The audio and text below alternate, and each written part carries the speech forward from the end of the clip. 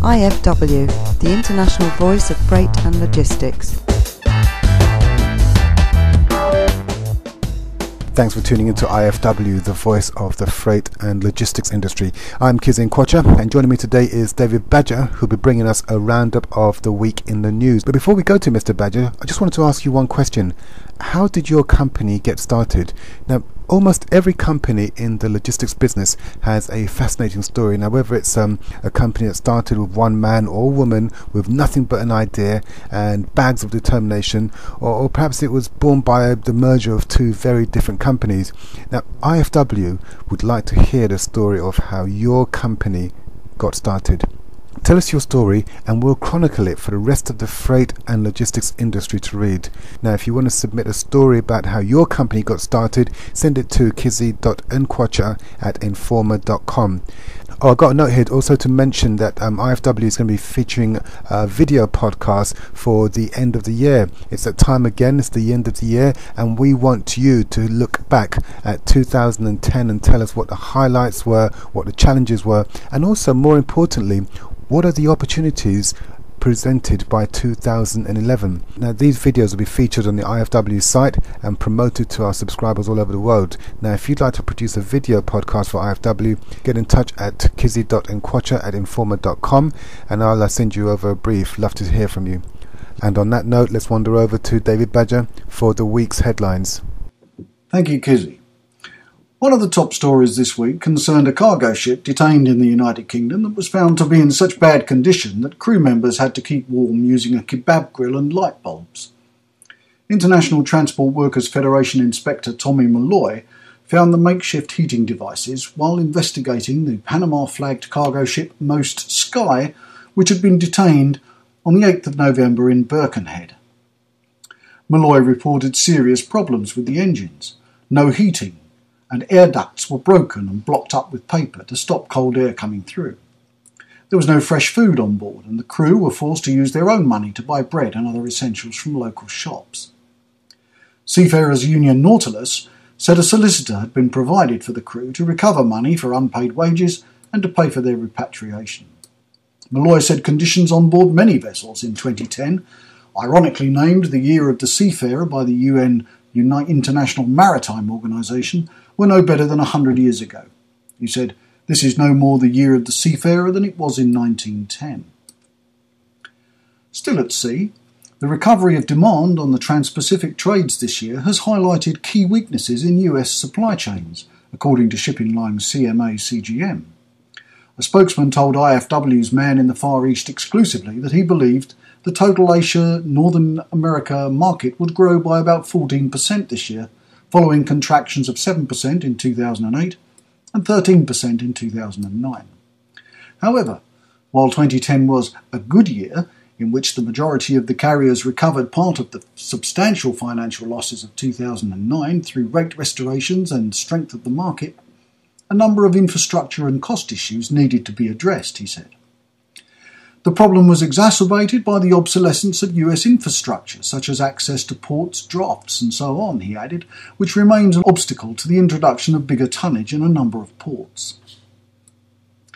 He also said there was a potential shortage of trucks, while the trade imbalance ramped up costs because of heavy empty container repositioning expenses from inland points. Vessel utilisation rates of 90% on Asia-Europe services have failed to stop rates declining. Up in the air, British Airways has won a High Court appeal to stop hundreds of shippers forming a group to sue the carrier over the ongoing air cargo cartel investigation.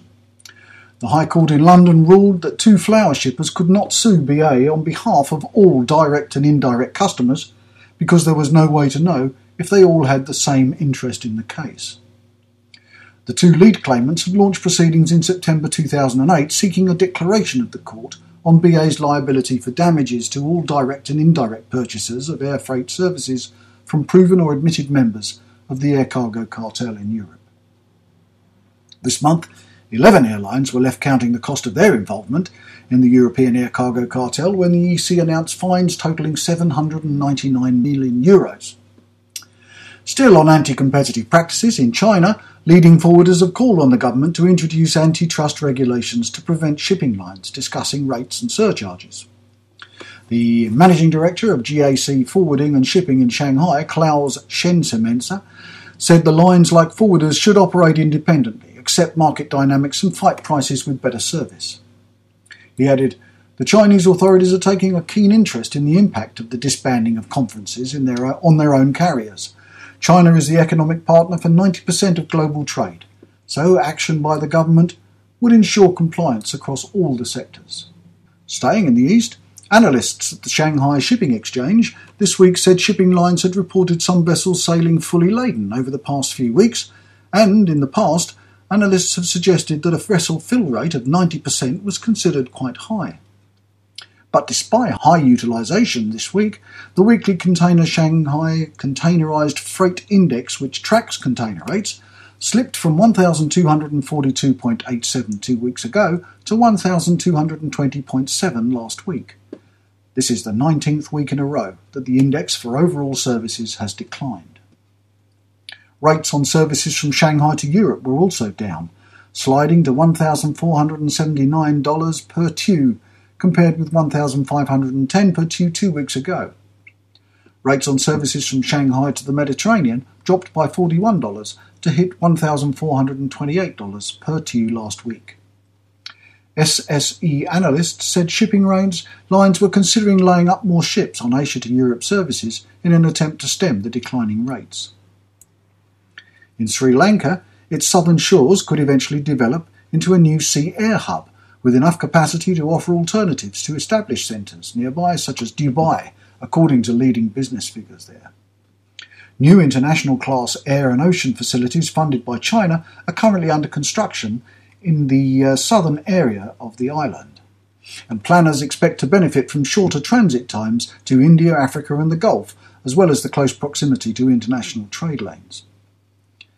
Meanwhile, back in the UK, plans by the Vehicle Operator Services Agency, VOSA, to close its HGV testing stations at Mitcham in South London and Garrett's Green in Birmingham by July next year have been met with concern from the Freight Transport Association. It believes the closures could leave local commercial vehicle operators without a fit-for-purpose testing facility, adding to their costs. In the West, the US Air Forwarders Association has urged the American government to opt for risk-based assessment of inbound air cargo rather than 100% screening. Brandon Freed, the association's executive director, said air forwarders and others in the air cargo industry are 100% committed to safety and security, but that is the only instance when a percentage is appropriate in any discussion of cargo security. He said the levels of air freight security in the US had never been higher, and policymakers should enact a risk-based system for global air cargo, as recommended by the supply chain and our other international partners. The association made the call following proposals from US Congressman Edward Markey to propose in legislation that will require 100% screening of all inbound air freight, which came after the discovery recently of 2 bombs on cargo planes. And now it's back to you, Kizzy. Thank you. Thanks, Dave. I'll never look at a kebab again without thinking of all those sailors huddled around it, trying to keep warm. What a thought. Anyway, that's all we have time for. Thanks for tuning into IFW Radio. If you want more on any one of these stories, you can always visit us at www.ifw-net.com, where you can find out more about these stories, and you'll also have a chance to talk to us right here at IFW. It's always good to hear from you. See you soon.